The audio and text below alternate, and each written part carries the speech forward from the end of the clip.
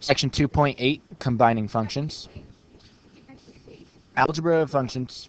We can add, subtract, multiply, and divide functions. Let f of x be a function that has a domain of A. G of x is a function with a domain of B. We can add f and g together. Then the domain would be the intersection. Same thing with subtraction. Domain would be the intersection. You can also multiply. Again, domain's the intersection. And you can divide. The domain would be the intersection of the domains, except since we can't divide by 0, g of x cannot equal 0. Alright, so let's combine. F of x is x cubed. G of x is the square root of x. So f plus g, we just add them together. X to the third plus square root of x.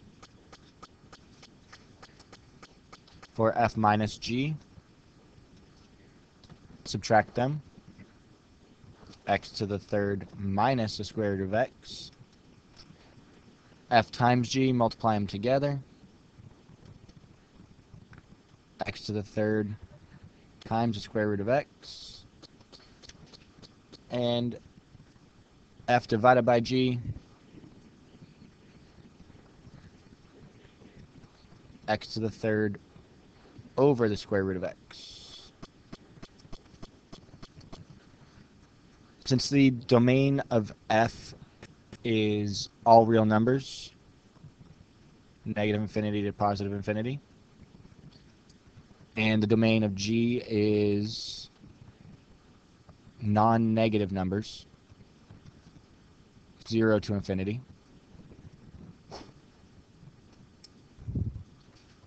all of the composite functions are the intersection of the domains. So from negative infinity to infinity, intersect 0 to infinity.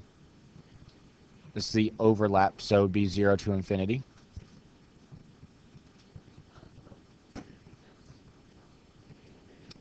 Subtraction is also the intersection. Multiplication is the intersection. Division is the intersection, but g cannot be 0. So since the square root of 0 is 0, it cannot include 0, which was why we put the parenthesis. All these other ones should actually have a bracket, because you can include 0.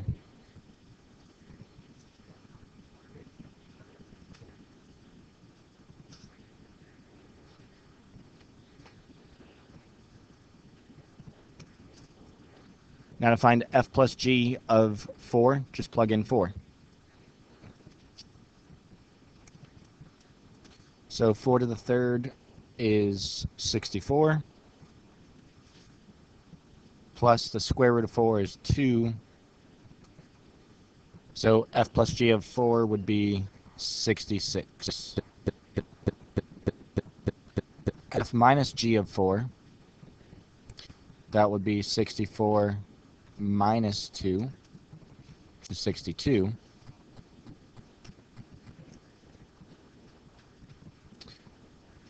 F times g of 3,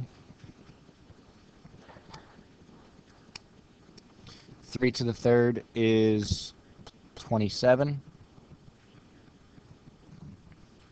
and times the square root of 3. And then f over g of 1, that would be 1 cubed, so 1 over the square root of 1 is 1. 1 over 1 is 1.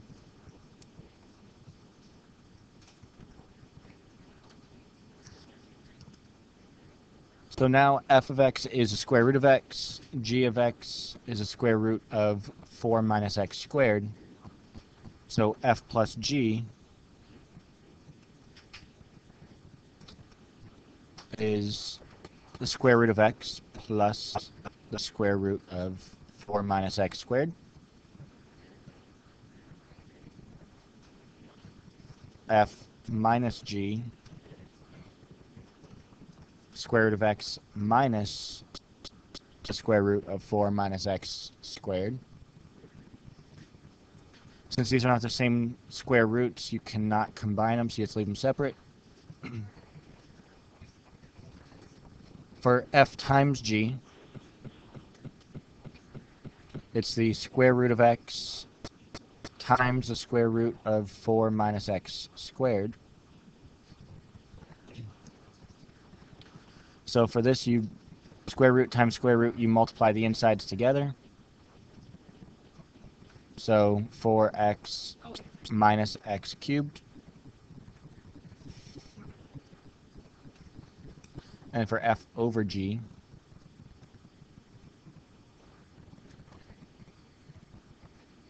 it'll be the square root of x over the square root of 4 minus x squared.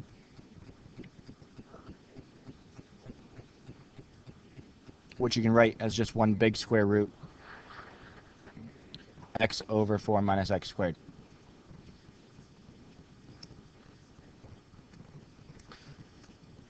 So to find the domain of each of these, we need to know the domain of f, which is 0 to infinity. And then domain of g, the inside has to be greater than or equal to 0. Which means x squared has to be less than or equal to 4.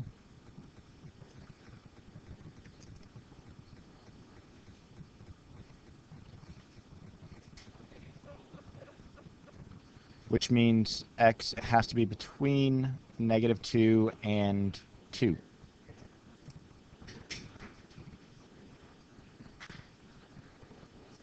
So it's -2 to 2.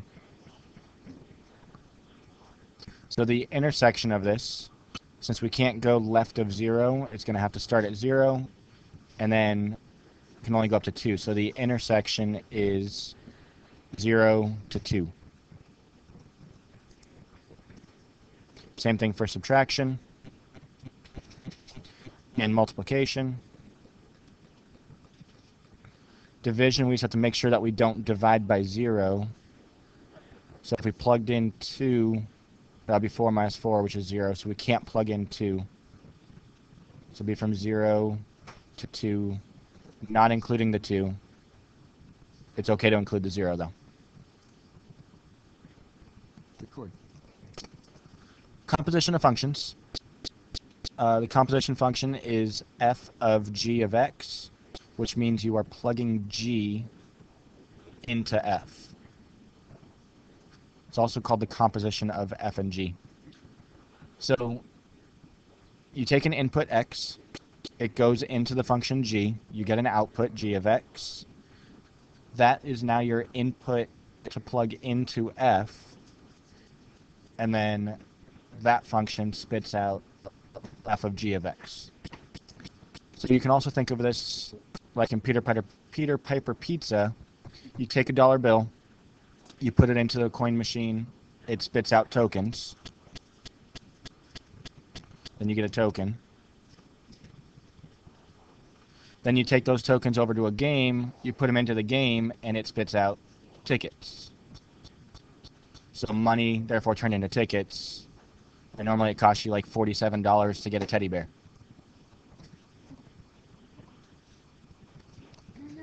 Alright, so let's find the composition of f, which is x squared, with g of x, which is x minus 3. So f of g, f circle g, means that we're going to take g and replace it as the input for f. So instead of x squared, it's going to be g squared, which is going to be x minus 3 squared.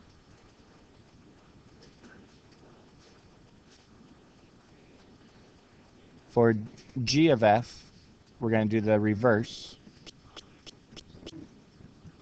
We're going to take f, which is x squared, and plug it into g as the input. So g of f becomes x squared minus 3.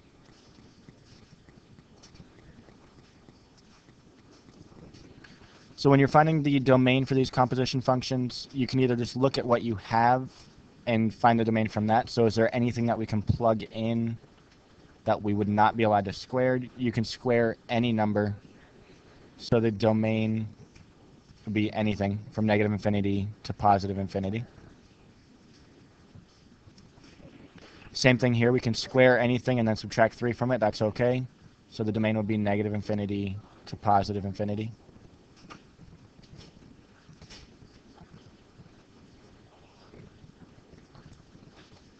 We're going to find f of g of 5. Just plug 5 into what we got for f of g. So that would be 5 minus 3 squared. That's 2 squared, which is 4.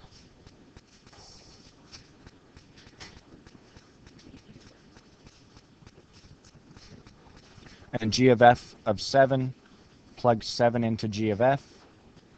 So 7 squared minus 3. That's 49 minus 3, which is 46.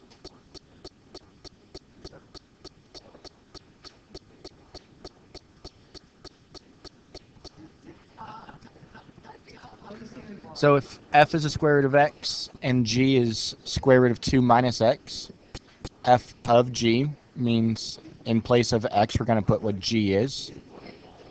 So it's going to be the square root of the square root of 2 minus x, which is actually the 4th root of 2 minus x. So the domain of that, since this cannot, you can't take a 4th root of a negative, x has to be less than 2. So 2 is the largest it could be. It could be anything less than that, so to negative infinity.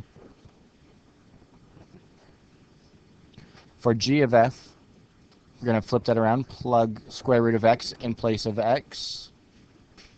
So that's the square root of 2 minus the square root of x. So for the domain of this one, x has to be bigger than 0 because we won't be able to do the square root then. But also if x were larger than 4, then the square root would be more than 2, and we'd subtract and we get a negative in here. So it also can only go up to 4, because the square root of 4 is 2, 2 minus 2 is 0, that's the biggest we can have in there. 4 is okay to include though.